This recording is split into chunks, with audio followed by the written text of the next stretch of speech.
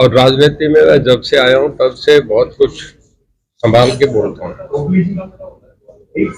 कभी भी असामाजिक किसी पे कटाक्ष, कोई लाइन से बाहर कभी क्रॉस करने की कोशिश नहीं करता है। बहुत सावधान, बहुत संभल के बोलता हूँ। जाने अनजाने में कैसे एक शब्द किस तरीके से कल से जो घूम रहा है, मैं उस पर जरा स्पष्टीकरण देना चाहता हूँ। ब्राह्मण समाज सदा से मैं सालासर जाता हूँ, बराबर पिछले 2 साल के टूरे पर भगवान को मानते हैं, ईश्वर को मानते हैं। और ये जब ये रास्ते दिखाए जाते हैं, ये ब्राह्मण के कहने से सीखा आदमी। तो ईश्वर को मानता हूँ। जो ईश्वर की भक्ति करने में जो परिवार पूरे जीवन से लेके अब तक, रामायण से लेके अब तक जो भगवान को मानते हैं वो हमारे आदरणीय है। वही हमें सिखाते हैं कि भगवान क्या है, परमात्मा क्या है। तो मैं कोई ऐसी जाने अनजाने में अगर कोई ऐसा शब्द कोई गलत इस्तेमाल हो गया, हालांकि मैं करता नहीं, ब्राह्मण देवता करके कहा है, उसमें आगे पीछे कुछ कलिपू या कुछ जुड़िया माफ करना, कुछ इंटेंशनली भी आदमी उसमें जोड़ के कर देता है। मेरा ऐसा कोई आशय नहीं था। ऑफ द रिकॉर्ड बहुत चीजें होती है जो आप सब आपस में बोलते हैं, मजाक है, जीवन है। मैं भी आपकी तरह एक सामान्य आदमी हूँ, मैं भी ह्यूमन बीइंग हूँ। कुछ कहीं कुछ हो गया तो भी उसके लिए मैं माफी चाहता हूँ। मेरे लिए ब्राह्मण समाज बहुत आदरणीय है। मैंने कल भी कहा था कि घर में शादी हो, विवाह हो, नए कार्यालय का उद्घाटन हो, घर के नींव रखने की बात हो, हर शुभ कार्य के लिए मुझसे पूछा जाता है। वो हमेशा आदरणीय है। अगर उससे किसी भी ब्राह्मण भाई को, किसी भी समाज के किसी आदमी को थोड़ी बहुत भी कोई तकलीफ हो गई मेरे शब्द से, तो मेरे आदरणीय, मैं उनसे उस शब्दों के लिए मैं माफी मांगता हूँ। और ये फिर विश्वास देता हूँ कि समाज में सदा ही वो आदरणीय है, अग्रणीय है और सदा रहेगी। ये तो मेरा उस सब्जेक्ट को लेकर था। अब आप जो पूछना चाहे पूछे, मैं जवाब। तो सर पहला मजेदार सवाल है जी, सारे हरियाणा की चर्चा है। हाँ, 10 में से 6 भाजपा प्रत्याशी उधार के लाए गए। आप उधार के हैं या विश्वास के? ऐसा है। मैं एक आपसे बताऊं, अगर ये सवाल उठे तो आप सबसे पहले वाराणसी जाके पूछते। मैं मीडिया से पूछता हूँ, कोई बाहर का नहीं है। देखिए, यहाँ वोट किसके नाम के मिल रहे हैं? नरेंद्र मोदी जी के नाम के मिल रहे हैं। आप उन्हें बाहर का कह दो वोट नहीं डालेंगे। ये हम हिंदुस्तान के हैं, इंडियन। आपके पासपोर्ट में क्या लिखा है? मैं आपसे पूछ रहा हूँ, पासपोर्ट में क्या लिखा है? इंडियन लिखा है। नहीं, मैं बाहर का नहीं हूँ। देखिए, मैं जब पैदा हुआ था तो जिला हिसार था। मेरे उसमें जो डेट ऑफ सर्टिफिकेट है, डेट ऑफ बर्थ है, उसमें जिला हिसार लिखा है। मेरा जन्म 1945 में हुआ और तब हिसार, सरसा, भिवानी, फतेहाबाद एक जिला था। मुझे आप कैसे कहेंगे मैं बाहर का हूँ? उधार का नहीं, उधार के। उधार का क्या रिश्ता? चौटाला जी का ये कहना है कल कि 400 पार का नारा और उधार के प्रत्याशी। 400 पार का नारा, उधार के प्रत्याशी। उधार के प्रत्याशी दूसरी पार्टी के लाए प्रत्याशी। 6 प्रत्याशी पंजाब है, चाहे हरियाणा में, तो 10 में से 6 प्रत्याशी। देखिए, मैं इस बात का जवाब दे रहा हूँ। देखिए, सबसे पहले जब देश में 1952 का इलेक्शन हुआ था तो मेन अपोजिशन पार्टी कांग्रेस का था, क्योंकि महात्मा गांधी का नाम था, एक बड़ा आंदोलन था, उस करके लोगों ने उस वक्त कांग्रेस को मान दिया था। कांग्रेस के सामने जो विपक्षी पार्टी आई वो स्वतंत्रता पार्टी थी, स्वतंत्र पार्टी, कोई पार्टी नहीं थी। तब सारा ही जितने राजे थे, जयपुर का राजघराना था, बड़ौदा का राजघराना था, मैसूर का था, उदयपुर का था, जोधपुर का था, जितने राजा थे, स्वतंत्र पार्टी सबसे बड़ी पार्टी थी जो विपक्ष में विपक्ष था। उसके बाद सोशलिस्ट, प्रजा सोशलिस्ट भाई, नाथ भाई, मधु दंडवते, बहुत बड़े बड़े, मीनू मसानी, ये उनके नेता होते थे। इसके बाद फिर प्रजा सोशलिस्ट आई, ये कर करके बढ़ते गए। उसके बाद एक सीपीआई पार्टी थी जो कहेंगे बंगाल में, आपका केरला में, कुछ पॉकेट्स में, मणिपुर में वो उनके एमपी बन गए। सीपीएम भी 2 जगह बट गए। कांग्रेस पार्टी का अब तक ऑन रिकॉर्ड 14 बार उसका डिवीजन हुआ है, विभाजन हो गया। एक जो चरण सिंह ने लोकदल पैदा करा, फिर वो राष्ट्रीय लोकदल बना, फिर दमकिपा बना, फिर उसके बाद जनता दल बना, फिर जनता दल में एक समाजवादी पार्टी बन गई, एक इनेलो बन गया, एक राष्ट्रीय जनता दल बन गया, एक जेडीयू बन गया, एक देवगौड़ा जनता दल बन गया। ऐसे ही जितनी पार्टी थी वो सब टूट सी गई, सोशलिस्ट प्रजा सोशलिस्ट दो हो गए और कम्युनिस्ट में भी दो विचारधारा के आ गए। ऐसे ही जनता दल टूट गया। तो ऐसे जब टूटते गए तो उसके बाद बीजेपी एक पार्टी थी, पहले भारतीय जनता के बाद में जब जनता पार्टी का मिला कि भारतीय जनता पार्टी अलग है, 1970 के इतिहास के बाद एक पार्टी चली। ये पार्टी अकेली चलती गई, अकेला चलो नारे से चलती गई। आस्ते आस्ते सब आदमी फिर एक लीडरशिप आ जाती है। कभी जेपी जब देश में आए तो जेपी कोई पार्टी के आदमी थे, जेपी मूवमेंट था, जेपी के नाम के वोट पड़े थे, कोई नेता नहीं था। देश में एक नेता होता है। आज नरेंद्र मोदी देश का एक बहुत बड़ा वैक्यूम था, जो कांग्रेस के खिलाफ लोगों का विद्रोह था, उसके खिलाफ जयप्रकाश नारायण जो वो खड़े हुए। उसके बाद अब कांग्रेस के खिलाफ एक नरेंद्र मोदी जी ने देश में एक बहुत बड़ी कवायद संभाली, लोगों ने उन्हें एक्सेप्ट कर लिया। 1952, 57, 62 में पंडित जवाहरलाल नेहरू प्रधानमंत्री बने थे। कारण था महात्मा गांधी का बड़ा घर था, जलियांवाले बाग को नहीं भूले थे, अंग्रेजों के प्रशासन के खिलाफ लोगों में आक्रोश। एक मिनट सवाल मेरा कंप्लीट सर, आप थोड़ा सा प्लीज मुझे सुन ले। लेकिन उसके बाद आज जो है ना जी, नरेंद्र मोदी पहली बार एक पार्टी की सिंगल पार्टी 2014 में, 2019 में और 2024 में 3 बार प्राइम मिनिस्टर बनने की बात पे जा रहे हैं। ये बहुत बड़ा मैंडेट है, देश उनके साथ खड़ा है। 145 करोड़ करना है तो सब चीजें छोटी होगी, उसमें आगे हर आदमी देखता है। हमें नेतृत्व चाहिए, देश को इस हालात में कौन देश को आगे लेके जाता है, उस करके हम साथ हो गए। सर, अभी आपने कहा था कि आपका जन्म 1945 में होता, 18 मई 1945 आपका जन्म। 18 मई में बोला ही नहीं, 45 मैं बोल रहा हूँ सर, 18 मई है। नहीं, 28 मई है। 28 मई है। चलो बोलिए। हाँ, तो उसी हिसाब से आपकी पार्टी ने एक नियम बनाया था कि 75 पार से जो एज क्रॉस कर चुके हैं उनको टिकट नहीं देगी बीजेपी। तो आपके लिए एक विशेष रिलैक्सेशन नहीं, कुछ लोगों को मिला। एक मेरे ख्याल में परनीत कौर है जो महाराजा पटियाला की वाइफ है, उन्हें भी अमरिंदर सिंह जी की वाइफ है शायद, उन्हें भी मिला है। ये पार्टी का निर्णय है, उसमें आप और हमारा को ना आपसे पूछेंगे ना मेरे से पूछेंगे। पार्टी का निर्णय पार्लियामेंट्री बोर्ड है, पार्टी की सुप्रीम बोर्ड वो तय करती है। अब उन्होंने मुझे कैंडिडेट मतलब मैं उनका उम्मीदवार मैं वोट मांगा, ऑफिशियली मैं उनका कैंडिडेट। सर, इलेक्ट्रोल बॉन्ड का बहुत बड़ा मामला आया है। ऐसा भी मामला आया है कि ईडी से पहले कंपनियां धमकवाई गई, उसके बाद ईडी रेड हुई, फिर वो देखिए इलेक्ट्रोल बॉन्ड देने आई और वो बीजेपी ने बुनाई। इस पे क्या ईडी की रेड भविष्य में भी अगर बीजेपी आती है तो ईडी वाला इस विषय में बहुत क्लियर हो गया। सुप्रीम कोर्ट की गाइडलाइन के बाद हमारे लॉ मिनिस्टर ने सारा कुछ कह दिया गया, उस पर दोबारा अनावश्यक बात कहने की। सर, हिसार लोकसभा में 4 विधानसभा में मुख्यमंत्री नायब सिंह सैनी और संगठन के तौर पर प्रदेश अध्यक्ष भी मौजूद हैं। 4 प्रोग्राम कर चुके हैं वो, उसमें ना तो कैप्टन अभिमन्यु नजर आए और ना कुलदीप बिश्नोई। क्या वजह है? देखिए, वो आसाम के जो है प्रभारी बना के भेज दिए गए हैं। पूरे देश में चुनाव हो रहे हैं, आसाम के चुनाव पहले हैं, उन्हें पहले जाना पड़ा। उनकी ड्यूटी है, ड्यूटी जाके संभालनी होती है। जैसे हमारे यहाँ मुख्यमंत्री जी आ रहे हैं, जो हमारे देख रहे हैं वो उन्हें पहले आ गए। हमारे चुनाव अभी बहुत लंबे हैं, अभी तो 1.5 महीना पड़ा है, 1.25 महीना पड़े हैं। जो कभी भी वो आएंगे, एक बार सब वर्कर्स को कह के चल के गए। आपके नोटिस में है नहीं, अगर इतनी बारीकी से आप देख रहे हैं तो ये भी देख लो, वो कह के गए कि रणजीत सिंह की मदद करो, पार्टी के उम्मीदवार की मदद करो, अपने वर्कर्स मीटिंग करके चले गए। ये उन्होंने नारनौल में करी है 3 दिन पहले।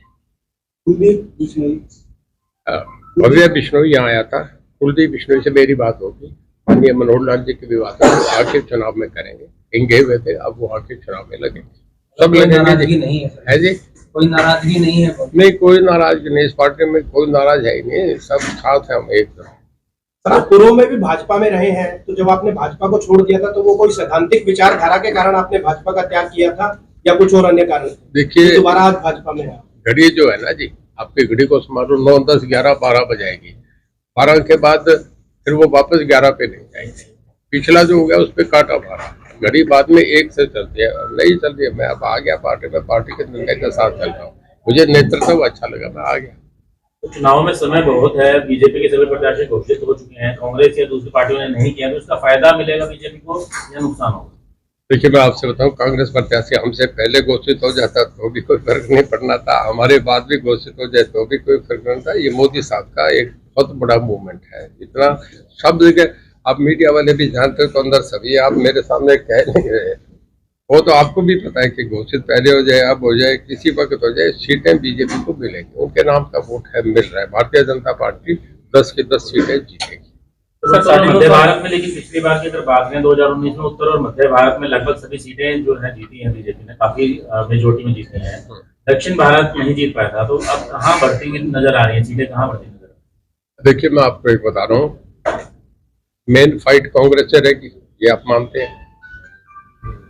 वेस्ट बंगाल में मैं 1977 की बात कह रहा हूँ। 1977 के बाद जब से जनता पार्टी आई थी, 1977 के बाद वेस्ट बंगाल, आपका उत्तर प्रदेश, बिहार और गुजरात, उड़ीसा और तमिलनाडु, इन 6 स्टेटों में पिछले 47 साल से कभी भी कांग्रेस सरकार नहीं आई। सब हमेशा बीजेपी या दूसरे अन्य दल आई है। तो ऐसा ऐसा कांग्रेस को तकरीबन समाप्त होगी। आप ये देखिए, उत्तर प्रदेश में 80 में से 2 सीट आती है, और उसमें भी अब के चुनाव में सोनिया जी कहे कि मैं चुनाव नहीं लड़ूंगी, और राहुल जी जो है वो अमेठी छोड़ के अपने कॉन्स्टिट्यूंसी जाके वायनाड इलेक्शन लड़े। तो आप ये देखो, ऐसी डिमोरलाइजेशन तो 1970 में भी कांग्रेस में नहीं आई थी जो आज है। और हरियाणा की टिकटें अब तक डिसाइड नहीं हो पा रही, बाकी जगह की करते, तो मतलब कोई टिकट लेने को तैयार है। कल हुड्डा साहब ने एक बयान दिया था, परसों की बात होगी, कि मैंने तो मेरे बेटे को लड़ा दिया, दीपेंद्र चुनाव लड़ रहा है। मैं कहूँगा अब ये आपके सुरजेवाला, रणदीप सुरजेवाला और शैलजा भी चुनाव लड़े। क्या आप भी जानते हैं वो क्यों कहना चाह रहे हैं, क्यों ऐसा कह रहे हैं? और वो कहते नहीं हाँ हम लड़ेंगे। तो आप ये देखो ना, ऐसी डिमोरलाइजेशन कभी भी नहीं है। नहीं लड़ेगा तो मैं वो तक से हाँ, कह दिया था जी उन्होंने। हाँ, वो मजे ले रहे हैं इनसे कह के। 9.5 साल का शासनकाल बीतने के बाद भी भाजपा को विकास के नाम पर वोट ना मांग करके झोली करके वोट मांग। देखिए, कोई भी किसी पे मांगने जाता है तो मांगेगा, इसमें कोई बात नहीं है। वो तो खुद भी एक नारा भी है कि झोली फैला के मारो। आप अपनी साधारण बात में भी कहते हैं झोली फैला के। देखिए, जब अगले से किसी से मांगना है तो ये हमारे संस्कार है कि हम आपसे हाथ जोड़ के कहते हैं, आपसे कहते हैं, जब आपको विनम्र होना पड़ता है, ये हमारे संस्कार है।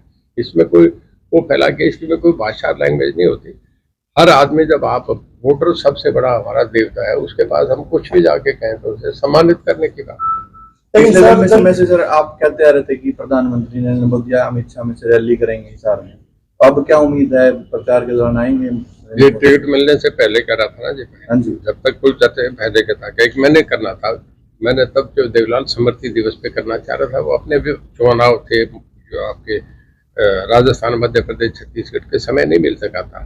अब मेरा है कि जरूर रैली तो होगी, किस वक्त होगी, कब होगी, ये दिल्ली का कार्यालय और स्टेट का हमारा कार्यालय मिलके तय करेंगे। कौन आएंगे, वो दोनों में कोई आएंगे, कोई तीसरा आएगा, समाए तो अब जो भी होगी। अब हमारा एक ही ध्येय है कि चुनाव जीते।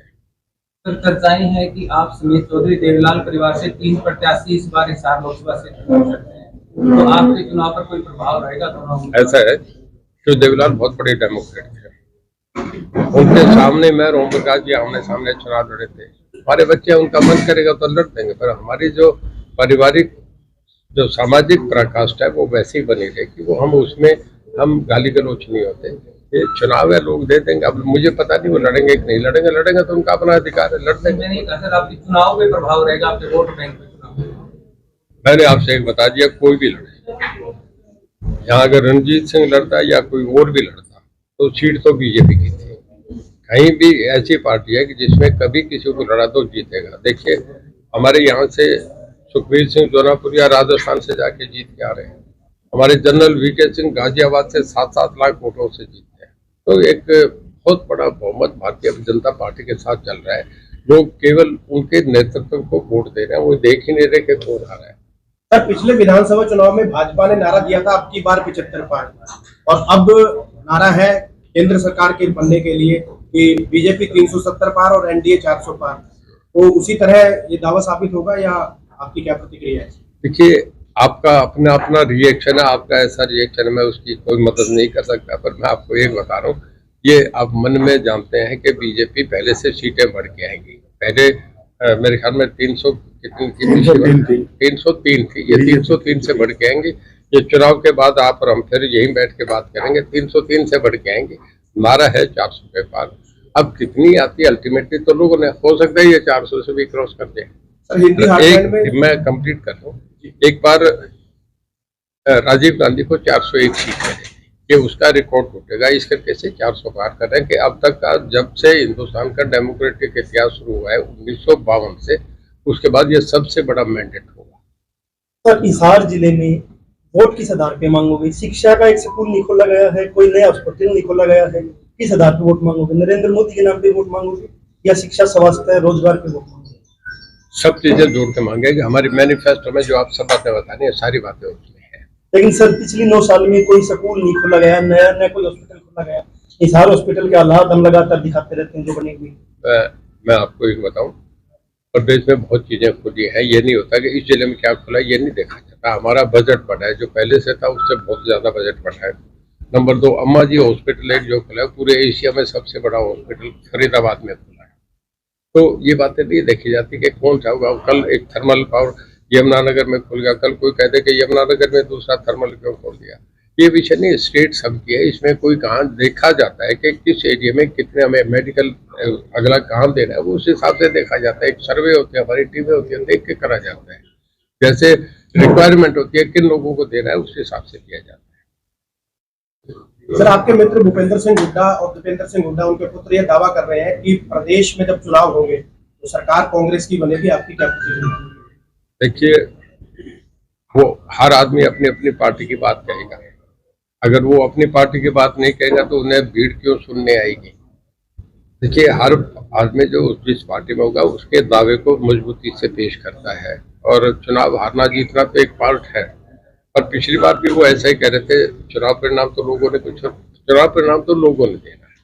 लोगों में कहीं भी जाके आप खड़े होकर पूछ रहे हैं किसी भी कॉन्स्टिट्यूंसी, वो कहेंगे क्या है, बोले या तो भारतीय जनता पार्टी जीत रही है। आप रोहतक में जाके पूछ रहे हैं, सोनीपत में पूछ रहे हैं, हिसार में, ये लोगों की जो वाणी है वो यही आ रही है।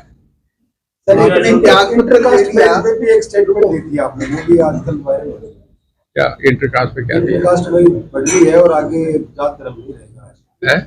जात धर्म नहीं रहेंगे।